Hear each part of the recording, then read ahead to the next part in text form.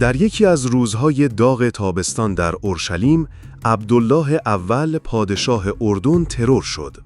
عبدالله سرسلسله دودمان هاشمی در اردن بود که در اوج تنش‌ها در خاورمیانه برخلاف بسیاری از رهبران عرب به دنبال صلح با اسرائیل بود که همین رویکرد باعث به وجود آمدن دشمنان زیادی در بین اعراب و خصوصاً فلسطینی‌ها بر علیه او شد.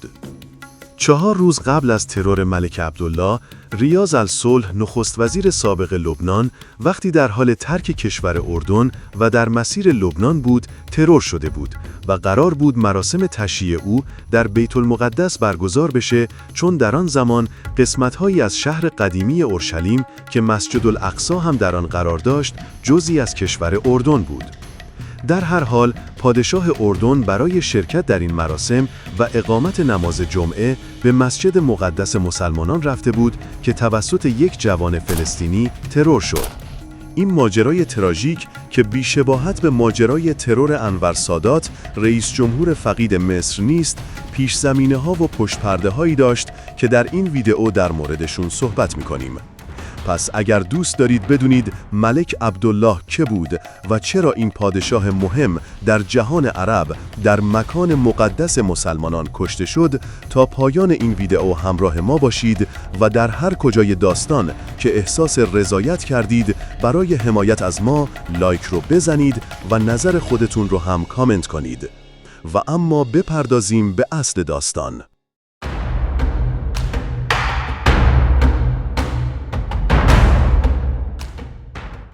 عبدالله در سال 1882 در شهر مکه به دنیا آمد.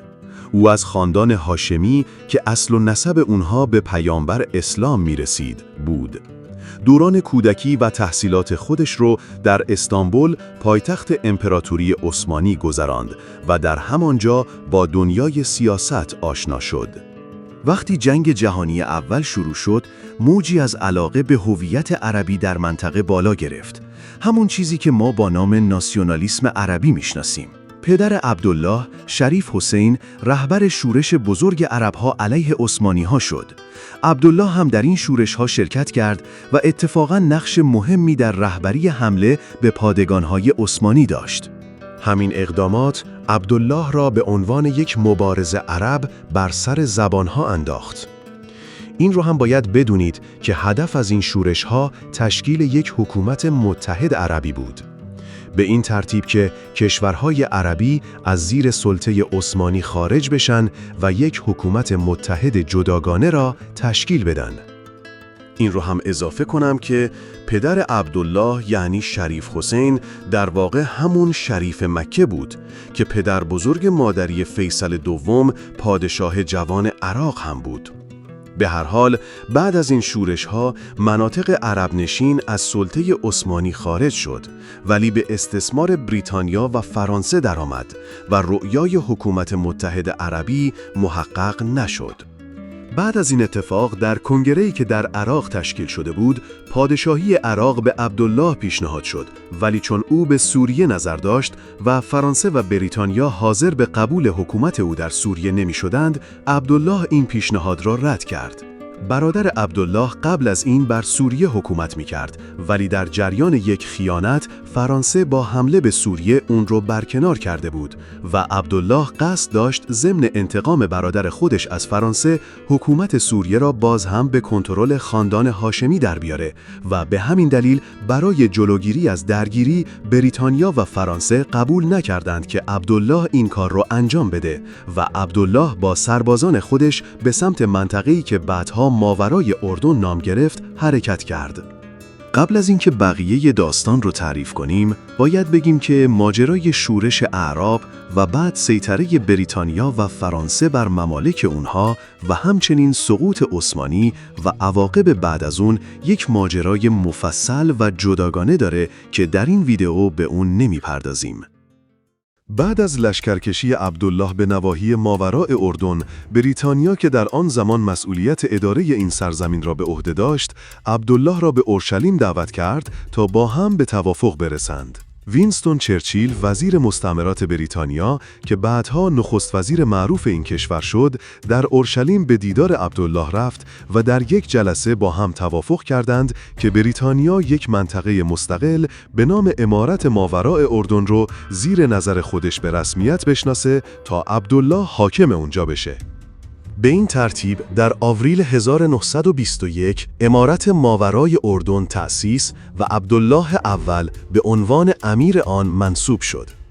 عبدالله مقر حاکمیت خودش رو در شهر عمان قرار داد، همون جایی که امروزه پایتخت اردن شناخته میشه.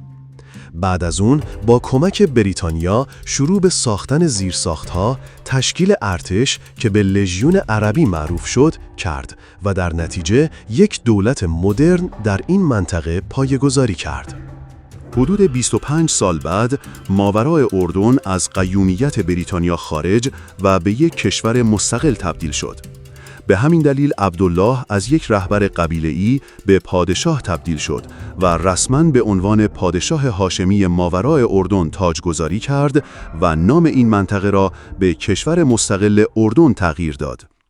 حدود 2 سال بعد از تاجگذاری عبدالله، وقتی اسرائیل اعلام موجودیت کرد و با کشورهای عربی همسایه درگیر شد، لژیون عرب اردن که به عنوان قوی‌ترین و منظم‌ترین ارتش عرب در آن زمان شناخته می‌شد، وارد جنگ با اسرائیل شد.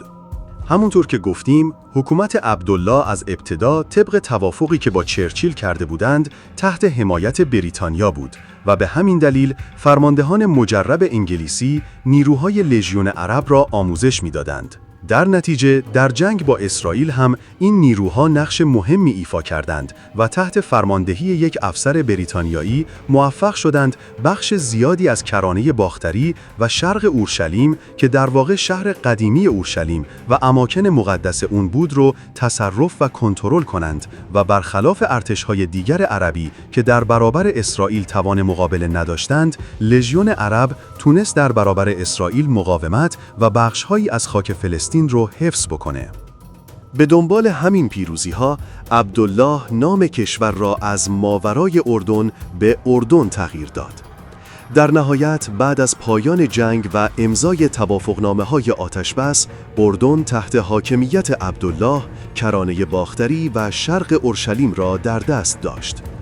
بسیاری از کشورهای عربی معتقد بودند که نواحی به دست آمده از فلسطین که تحت کنترل اردن شدند باید به عنوان یک کشور مستقل یعنی فلسطین اعلام بشند. ولی با همه مخالفت‌ها عبدالله رسماً این نواحی را به خاک اردن الحاق کرد و به این ترتیب جمعیت کشور تقریباً 3 برابر شد. عبدالله با این کار و با وجود مخالفت بسیاری از کشورها دستاورد بزرگی به دست آورده بود، به این دلیل که به عنوان یک حاکم مسلمان کنترل اماکن مقدس در اورشلیم را به دست گرفته بود. در نهایت عبدالله برخلاف بقیه رهبران عرب به دنبال صلح و ایجاد رابطه با اسرائیل بود و حتی جلسات مخفیانه ای با مقامات اسرائیل داشت. همین رویکرد عبدالله باعث شد در بین کشورهای عرب و به خصوص فلسطینی‌ها به خیانت متهم بشه. از طرفی هم الحاق مناطق فلسطینی به اردن از اون یک جاه طلب منطقه‌ای در چشم رهبران و مردم ساخته بود و همین مسئله باعث ایجاد دشمنی و کینه از عبدالله شد.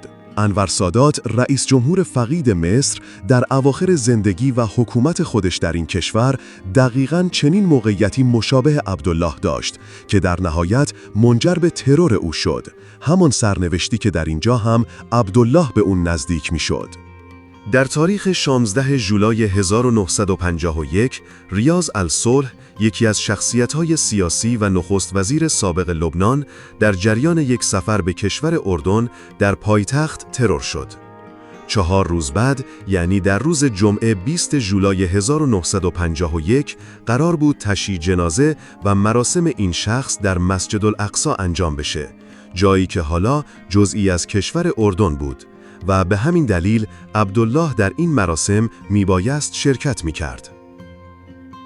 در نتیجه او همراه با چند محافظ و نوه نوجوان خودش حسین که بعدها پادشاه اردن شد به اورشلیم رفت و وقتی در محوطه بیت المقدس در حال بالا رفتن از پله‌ها برای ورود به مسجد بود، شخصی به نام مصطفی شکری، یک خیاط اهل فلسطین با یک هفت تیر 3 گلوله به طرف پادشاه شلیک کرد که عبدالله در اثر اصابت گلوله اول به سرش در جا کشته شد و 2 گلوله دیگر، یکی به محافظ پادشاه برخورد کرد و دیگری به طرز معجزه آسایی به مدالهای آویزان شده به سینه حسین 16 ساله خورد و منحرف شد. همین اتفاق هم بعدها به عنوان یک معجزه و نشانه‌ای از محافظت الهی برای حسین تلقی شد تا اون به پادشاهی برسه. بعد از این اتفاق، با تحقیقاتی که انجام شد، چند نفر دیگر هم بازداشت و محاکمه و همگی اعدام شدند. در نهایت، ترور این پادشاه روند صلح با اسرائیل را متوقف کرد و باعث تکرار درگیری‌های نظامی در آینده شد و تا جایی پیش رفت که اردن با شکست در جنگ 6 روزه در برابر اسرائیل، کرانه باختری و اورشلیم را از دست داد. ضمن اینکه روابط فلسطینی‌ها با مردم اردن بعد از ترور عبدالله به دست یک فلسطینی تیره و سرد شد. ممنون که تا پایان همراه ما بودید.